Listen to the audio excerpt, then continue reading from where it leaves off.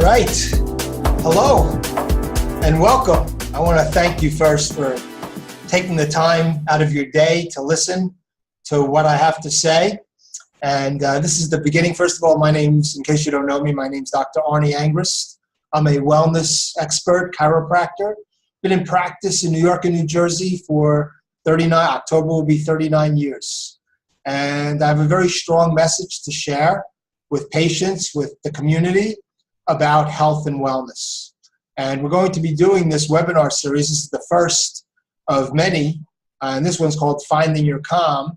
We're going to be talking about pain management, stress management, brain health, how to think better, move better, eat better, which means feeling better, dealing with obesity and weight loss, things like that, all kinds of subjects. You're certainly welcome to help us with whatever you'd like to hear about. I always come from a wellness perspective, an alternative perspective of trying to help people get healthier and get well. So with that, we're going to get started. This is being recorded, so for those of you that are on, obviously live, but you'll get to have a copy of this. If you want to share it with anybody, if you have any questions, you can certainly send them to us. And again, I appreciate you taking the time. So finding your calm. To me, calm, inner peace, tranquility is the key to health and wellness. We live in a society where there's the opposite of this calmness, and that's called turbulence, the challenges of life, the stresses of life, the stories that we tell.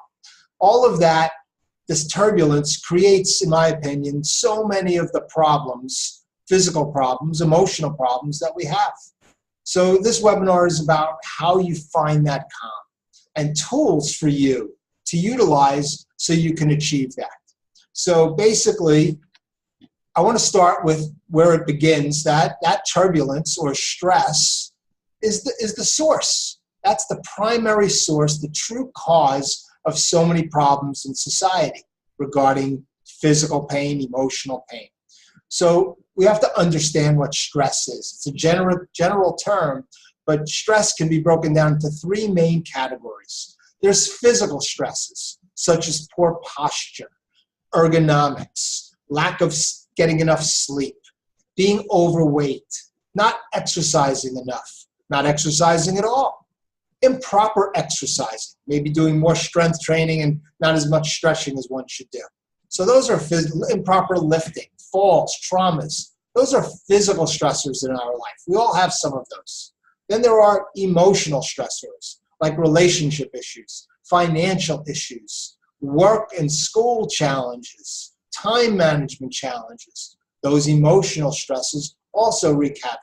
So they're physical, emotional, and there are chemical and nutritional stressors in our lives. Poor diet to begin with, the sugars, the sodas, the caffeine, the alcohol, the nicotine, the processed foods, the chemicals that we ingest, the environment, the chemical stress, the air that we breathe in. So we're exposed to so much stress. But as I say, it's really not the stress that's the problem. It's what do we do about it that's the key. And that's what this is about. That's what I believe health and wellness is about. We all have stress. We all have challenges in all of those categories, physically, chemically, and emotionally. So it's what you do about it. And that's really the goal that we're going to try to achieve here today in understanding moderation. You can't change everything overnight, but certainly making small changes, becoming more aware of certain areas that you can improve, that you can do that. So some of the consequences of long-term stress are what? There's emotional issues such as depression and anxiety. There's gastrointestinal problems. There's cardiac problems. There's skin, nail, hair problems that occur. There's chronic back problems and neck problems and headaches. So many of the symptoms, again, come from the beginning stresses. So the sequence, the sequela of events that generally occurs are the stressors that I described. Stress does what to us? Does it make us feel happier and more relaxed, or does it make us feel more tense and constricted? Obviously, we feel tense when there's stress. So that's what happens. Stress creates tension, constriction, contraction, compression.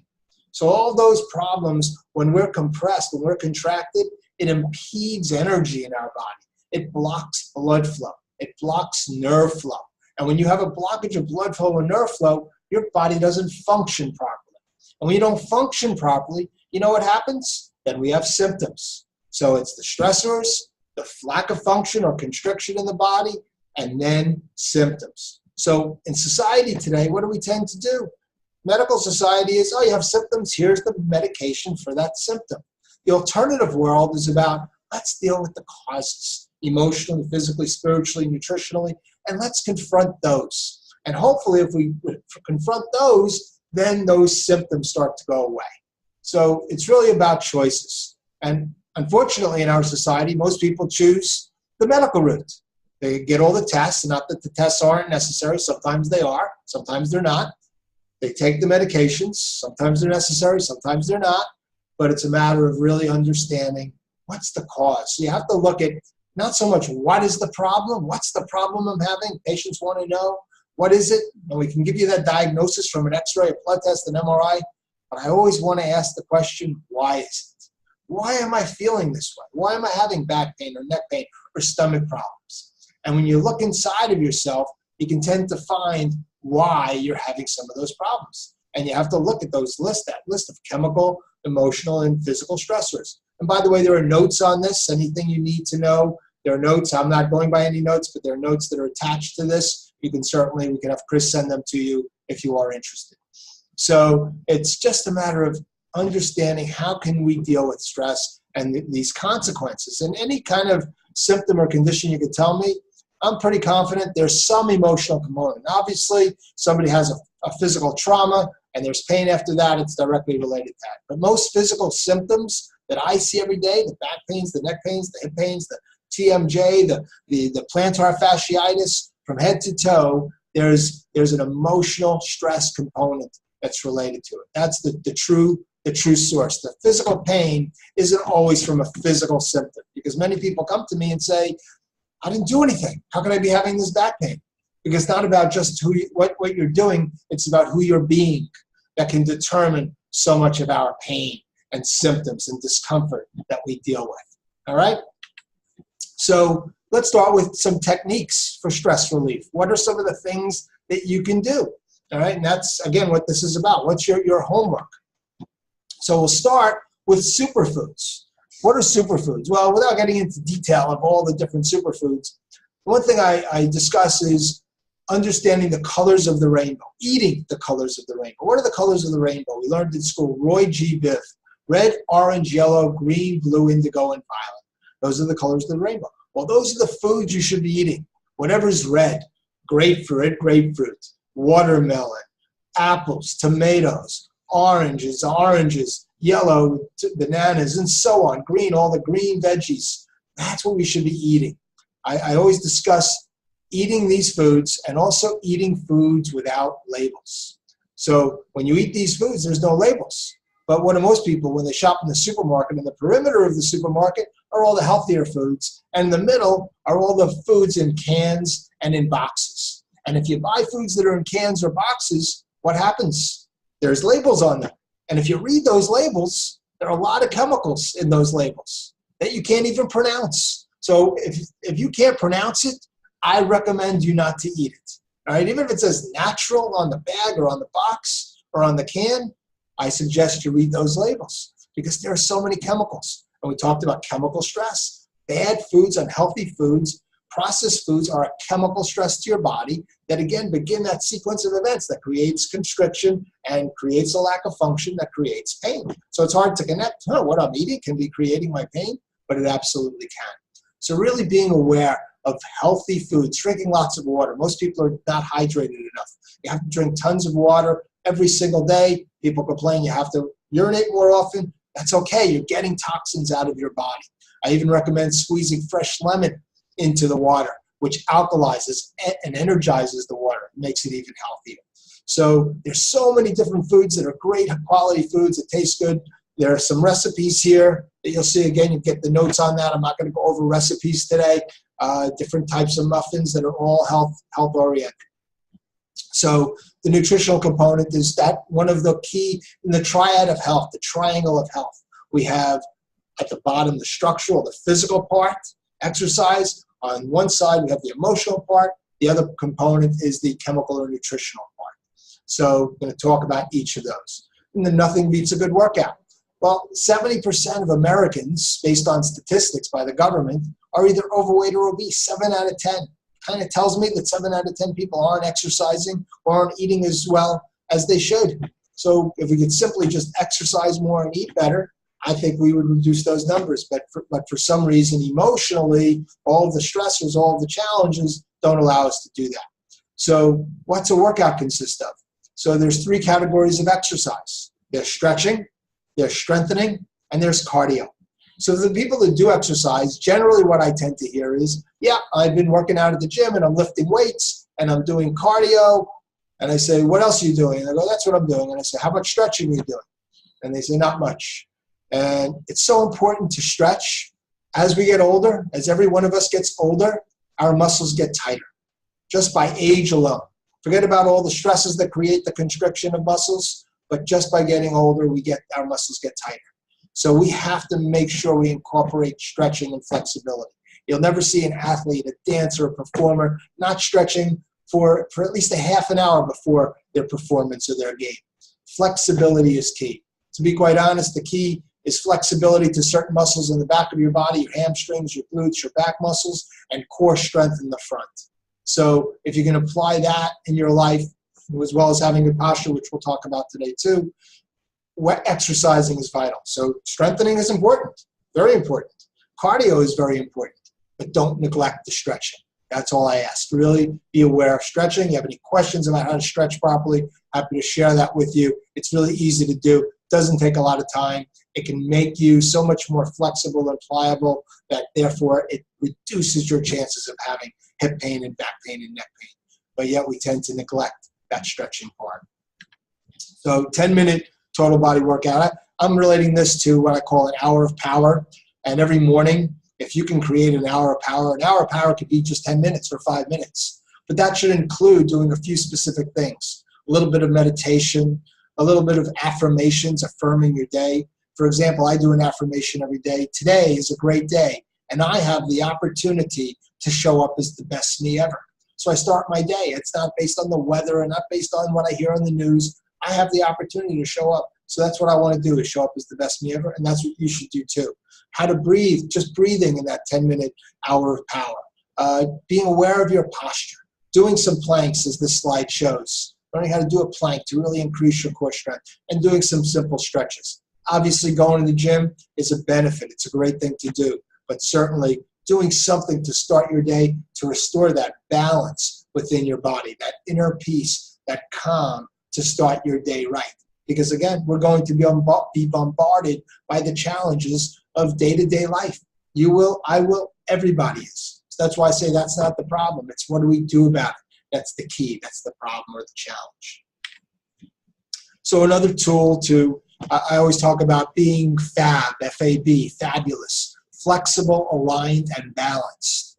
And beside chiropractic, acupuncture, massage, there's yoga, Tai Chi, and Pilates. Those are great tools, great forms of techniques to restore flexibility, alignment, and balance. And the more flexible, aligned, and balanced we are emotionally, nutritionally, and physically, the healthier we are, the more health and wellness we have.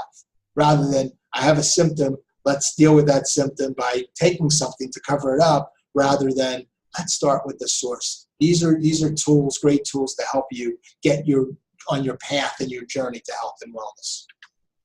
Same thing with martial arts. Another key is just restoring balance. You know, the number one epidemic in seniors. How do we define a senior? I'm 63, baby boomers, welcome here. The number one epidemic is falls.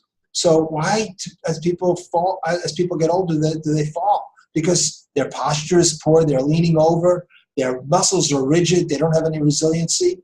And if you do fall, if a child falls, if a kid falls, what happens? They're resilient, they get back up. But a senior falls, there's a great chance that something really detrimental can happen.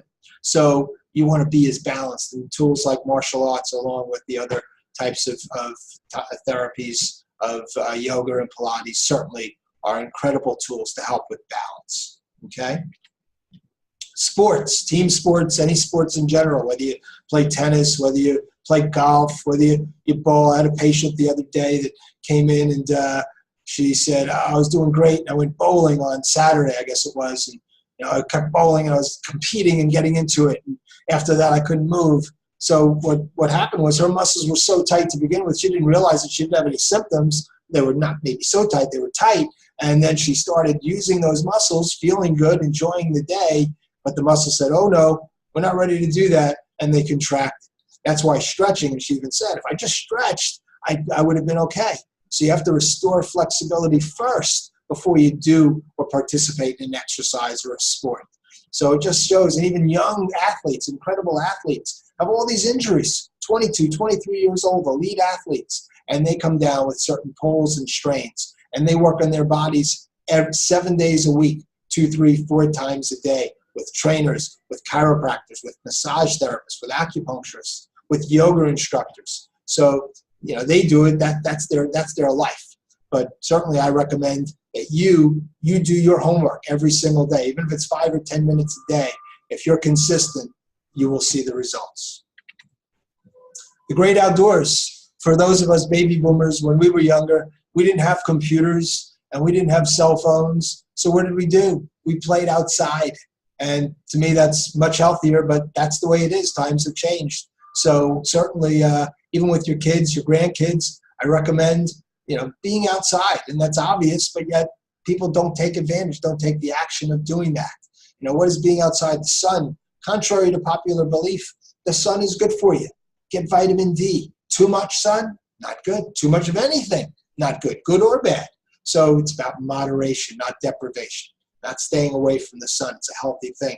But being outside is so vital to inner peace, to health. How do you feel when you take a walk in the park, whether it's Central Park, if you live in the suburbs, just being out and about to really try and enjoy being outdoors. It's therapeutic. It's simple, but very effective.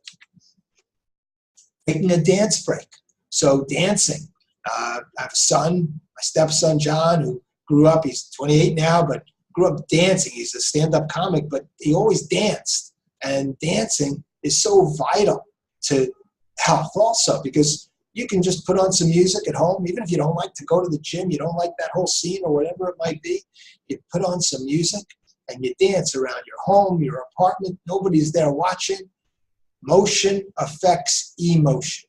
So when you start moving, whether it's dancing, whether it's all the other things we've talked about, walking, when you start moving, your motion affects your emotion. In other words, movement increases your emotional state. Feel happy, feel good.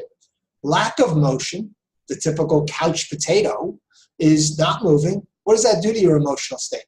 It brings it down, commonly called depression or anxiety. So we need to move more. And again, I know everybody knows this. It's just a matter of doing it. So the saying, knowledge is power, I don't believe knowledge is power. I believe knowledge plus action is power.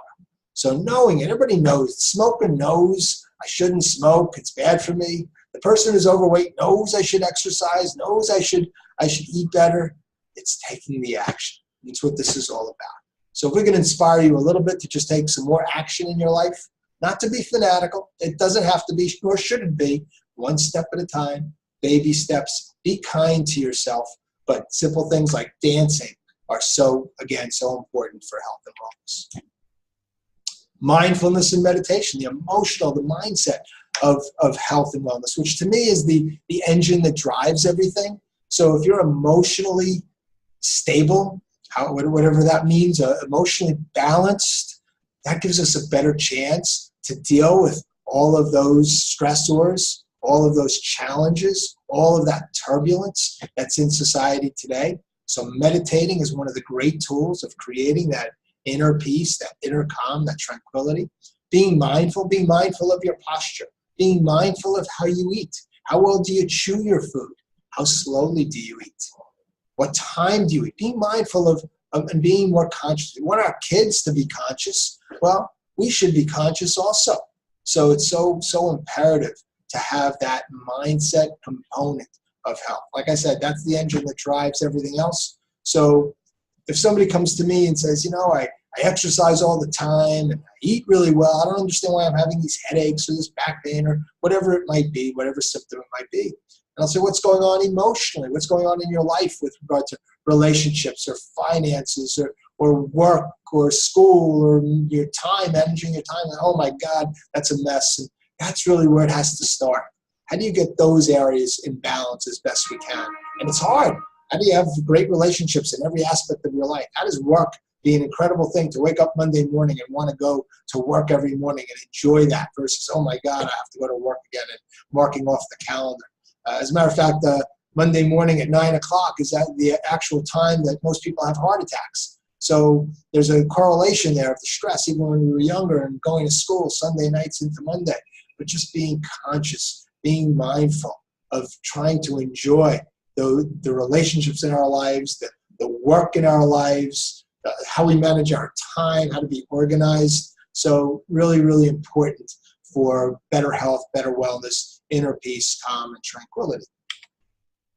Breathing, another important and vital aspect is how do we breathe? Most people are shallow breathers. So again, when we're stressed, what does that do? With stress, it constricts the muscles around our lungs. It constricts our breathing, so we become shallow breathers. And what does that mean? It means we're not breathing air, oxygen, into our nose. When we breathe air into our nose, it goes into our lungs, which is where it's supposed to go. Being a shallow breather, we tend to breathe air into our mouth. When we breathe air into our mouth, where does it go? Into our stomach. That is not where we want air or oxygen to go. That creates bloating, can create digestive issues. But if you breathe air into your nose, it expands your lungs, it opens up your posture. So breathing helps your posture, and good posture helps your breathing. So if my posture is poor, that compromises, that compresses my lungs. So I can't breathe properly. And this is all about energy. Healing is about energy. When there's blockage of energy because of all of this tension in our lives, then if you're not breathing properly, you're just adding to that energy being lower. So things like fatigue and even anxiety can be directly related to breathing. So you want to learn to breathe in your nose and out your mouth and learn to take deeper breaths. Again, in the notes, they go over some different breathing. Obviously, we have Google. You can go Google any of this stuff and really find proper ways to do it. But how to breathe properly is in your nose, out your mouth, or in your nose and out your nose. And it's hard to do. And you might feel lightheaded when you start doing it. But it's something you have to start being more conscious of, more mindful of, more aware of. So posture and breathing go hand in hand. Travel, just to get away. Most people, I don't have the time or have the money to get away. But it's so imperative, even if you take a day trip, take a bus, stay overnight somewhere, just to get out of your normal routine on a weekend, whatever it might be, so you're not always working. So many people seem to go to work on the weekends, bring work home. So traveling is an important part. So, that's just another small component. It's all the little things that make the big things big. So try to do that as best you can. Aromatherapy, we have 5 senses, and smell is one of them. And, when you smell these different aromas, they're therapeutic, and there's a lot of science behind that. So look into that also for yourself, is that help yourself at home, having to create that inner peace and calm and tranquility. Aromatherapy is a great tool. Volunteering your time. So not just giving money, but volunteering your time. And again, most people don't have time, but how do you volunteer and give to the homeless, help them in the shelters, help them on Thanksgiving, whatever you're giving in a hospital with kids, with seniors. How can you volunteer? You have to balance out your life to be able to do that. But giving is so good. I was saying giving is good, but forgiving is even better. But both are really important. So you want to give in your life and touch as many other people as you can. Get it out. One of the most important parts of all this.